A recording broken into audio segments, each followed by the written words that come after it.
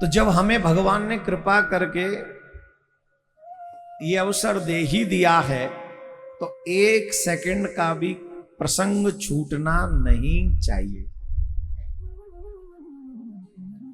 मैं फिर कह रहा हूं आप सबसे, आपके संग सिर्फ ठाकुर जी जाएंगे और कोई नहीं जाएगा। धर्मो एको ही गच्छितः, सिर्फ धर्म ही आपके संग जाएगा। और अपने कल्याण की चिंता आप ही को करनी चाहिए, कोई और नहीं करेंगे। एकदम शांत।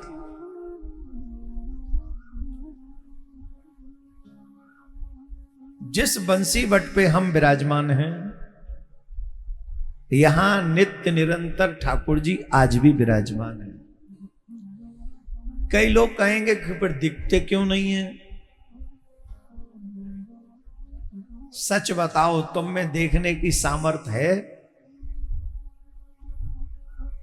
अंधे आदमी को हम नहीं दिखते, इसका मतलब हम नहीं हैं?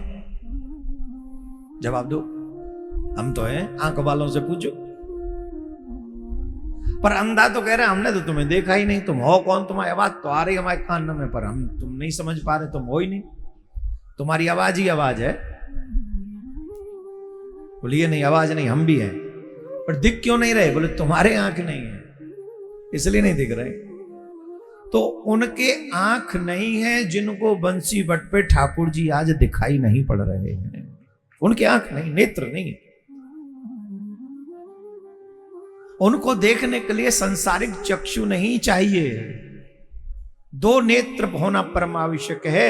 एक है प्रेम का नेत्र और एक है ज्ञान का नेत्र। परख सकती नहीं रत्न को हर इंसान की आंखें, परख सकती नहीं रत्न को हर इंसान की आंखें। दिखाई कृष्ण क्या देगा न हो जब तक प्रेम की आंखें। जितना प्रेम अपना बेटा अपनी बेटी से करते हो, जितना प्रेम अपनी लोगाई से करते हो, लोग से करते हो, उसका 10% प्रेम भी ठाकुर जी से करके देखो। ठाकुर जी तुम्हें यही बंसी बट पे दिखे वो, यही दिखे वो।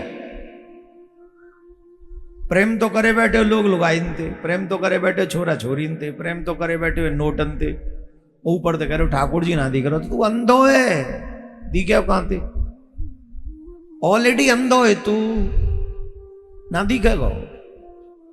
तो ठाकुर जी देखना है तो सूदी सूदी आंख को ऑपरेशन करवा, दिख जाएगा। बोले ऑपरेशन कहां होगा? बोले हॉस्पिटल तो शुरू है, वो आजा बैठ जा, ऑपरेशन है जाएगा तो दिख जाएगा। डॉक्टर तो आए गए, हॉस्पिटल लग गो, आईसीयू सब सेट है। जेरो यंत्र जाके माध्यम से सिरंज, यही सिरंज समझो, इंजेक्शन लगे। और जो कथा रूपी दवाई है जब तुम्हारे अंदर जाएगी तो उससे तुम्हारी दिव्य ज्योति जागृत होगी और ठाकुर जी दिखाई पड़ेंगे। याद करें,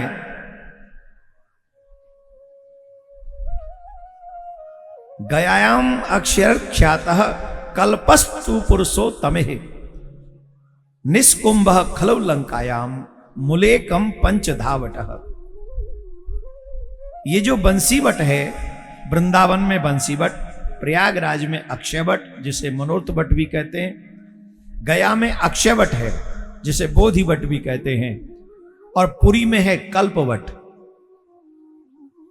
पुरी में कल्प बट और ब्रज में बंसी बट। यहां नित्य निरंतर इस बट की जड़ में नित्य ठाकुर जी वास करते हैं। ये शास्त्रीय वचन है, हमारा नहीं। हम जब आए तो मंदिर में वो भंडारा चल लो, अबई हवाला, तो बट के जोड़ चले गए। तुम तो आता ही हो ना, और किया है हमें जो कहनी, और अब आपको फल देख लियो, 7 दिना तक देखत रही हो।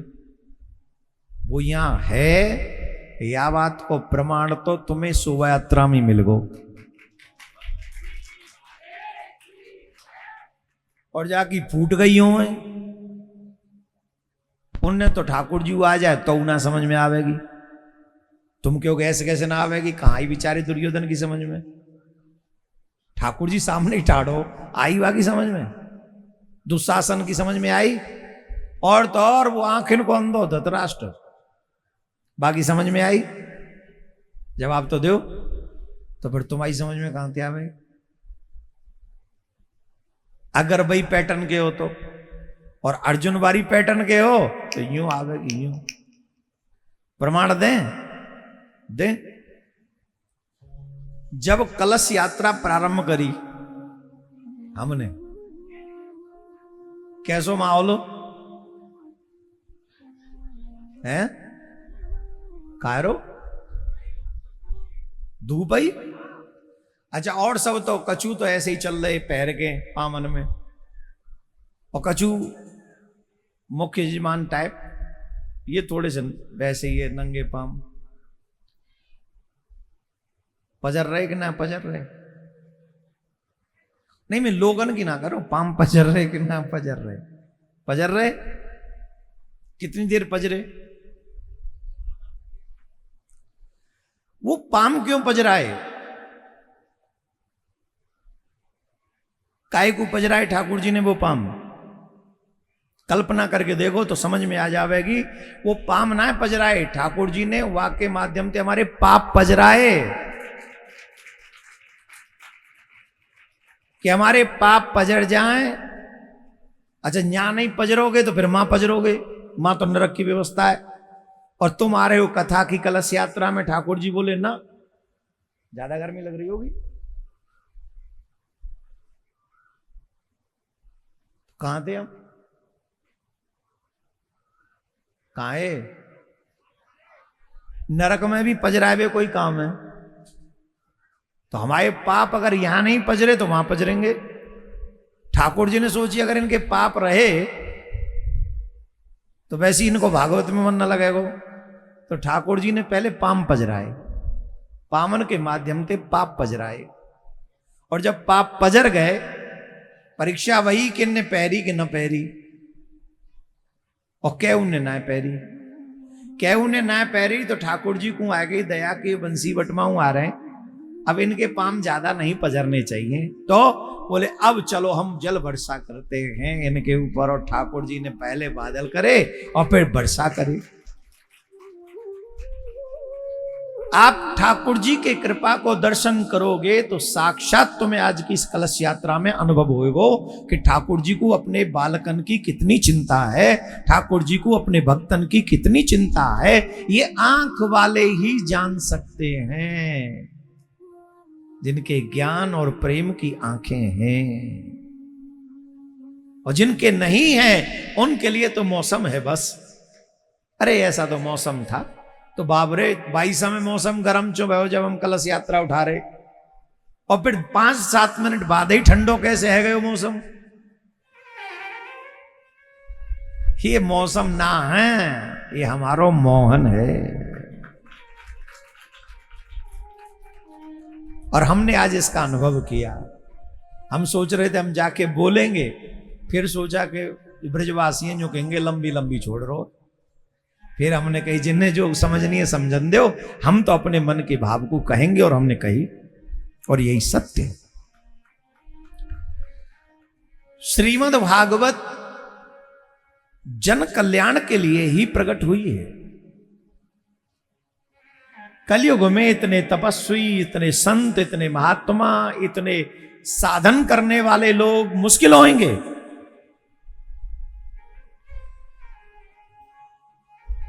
इसलिए आसानी से, सरलता से कलयुग के लोगों का कल्याण हो जाए, उसके लिए भागवत का उद्गम हुआ।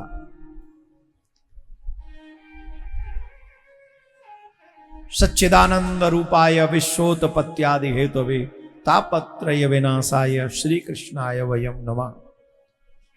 नैमिषे सूतमासीनम अभिवाग महामतिम कथामृता रसास्वाद कुशलो सौनको ब्रवीत।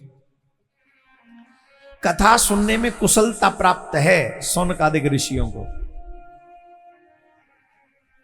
सौनकादिक ऋषि जो हैं वो कथा सुनने में माहिर हैं, प्रसन्न हैं, कुशल हैं। कथा सुनना भी आना चाहिए, कथा सुनने तो सब बैठ जाते हैं, पर कथा सुनना किसी किसी को आता है। किस किस ने भोजन किया आज?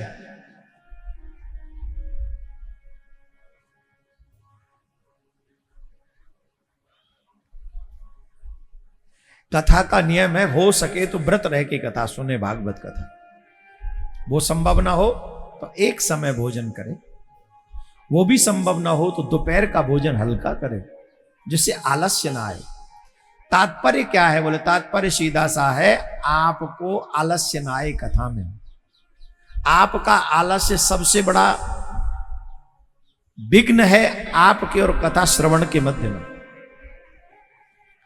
अब आलस्य आएगा तो फिर नींद आएगी, मन नहीं लगेगा, मन उचटेगा, और मन उचटेगा तो फिर थोड़ा बहुत आराम देखोगे कि कुर्सी मिल जाए, सोफा मिल जाए। बंसी बट पे तुम्हें सोफा कहां से लाए? यहां तो ठाकुर जी ना मिलो सोफा, तुम्हें कहां पे मिले? अच्छा बस सच्ची सच्ची बताओ, ठाकुर जी यहां सोफा पे बैठे होगा? कदम चढ़े श्याम बजावत वेणु, कदम चढ़े श्याम बट वृक्ष पे चढ़ के। अभी तो बट वृक्ष का ये स्वरूप आप देख रहे हैं। ये जिस समय यहाँ पे हमारे ठाकुर जी लीला कर रहे थे, उस समय ये बट, यही बट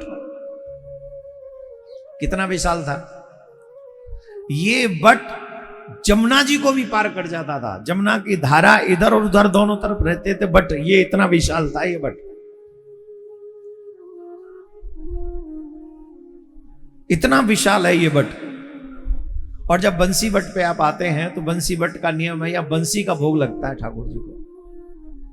हर जगह रसगुल्ला खावे, रबड़ी खावे, 56 भोग खावे, खीर खावे, और यहाँ बंसी खावे। अब खावे के बजावे यही जाने, पर यहाँ बंसी अर्पण जरूर करते हैं ठाकुर जी को।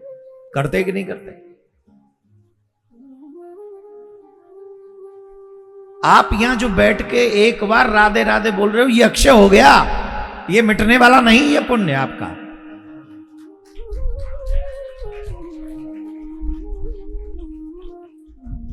आप जब यहां पूरी कथा सुनोगे तो ये अक्षय हो गई कथा। अब इस कथा का जितना फल है वो कल्प कल्पन तक मिलता रहेगा आपको। ये सच आप मानकर यहां पर बैठिए। सूत जी महाराज से सौनकादिक ऋषियों ने जब ये प्रश्न किया कि कलयुग के लोग तो आलसी होंगे, पाप में बुद्धि वाले होंगे, सत्य को असत्य और असत्य को सत्य समझने वाले होंगे, स्वतः ही उनका मन भटकने वाला होगा, तो महाराज हमको एक बात कृपा करके बताइए, इनका कल्याण कैसे होगा? कलयुग के लोगों में आप विशेषता देख लो। आप लोग जो 2-4 सीनियर यहां बैठे हैं, उनसे वो आज के बच्चों को देखो और अपने आप को देखो। आप जितना कार्य अभी कर सकते हैं इस उम्र में, आपके बच्चे नहीं कर सकते इतनी कम कर्म को, क्योंकि वो आलसी। आपको 4 बजे उठकर भी ऐसा लगता है कि आज लेट हो गए, और उन्हें 9 बजे उठकर भी ऐसा लगता है कि इतनी जल्दी क्यों उठा दिया, आज तो स्कूल जाना ही नहीं है। कितना बड़ा अंतर है, कितना बड़ा अंतर है। तो कलयुग का व्यक्ति आलसी होगा, कलयुग का व्यक्ति पापमय बुद्धि वाला होगा, कलयुग का व्यक्ति क्रोधी होगा, कलयुग का व्यक्ति लोभी होगा। उनके लोभ के सिद्ध में अगर आप कहीं बाधक बनोगे तो आप सबसे बड़े शत्रु हो जाओगे। अच्छा एक काम करो, आप अपने रिश्तेदारों के लोभ में कहीं आगे आ जाओ। ऐसे समझो जैसे उस खेत में उसकी ज्यादा फसल होती हो, और उसी को कह दो कि ये खेत भैया अब हमको चाहिए। क्या करेंगे वो रिश्तेदार महोदय? जवाब दो, बोलो। माला पहनाएंगे आपको?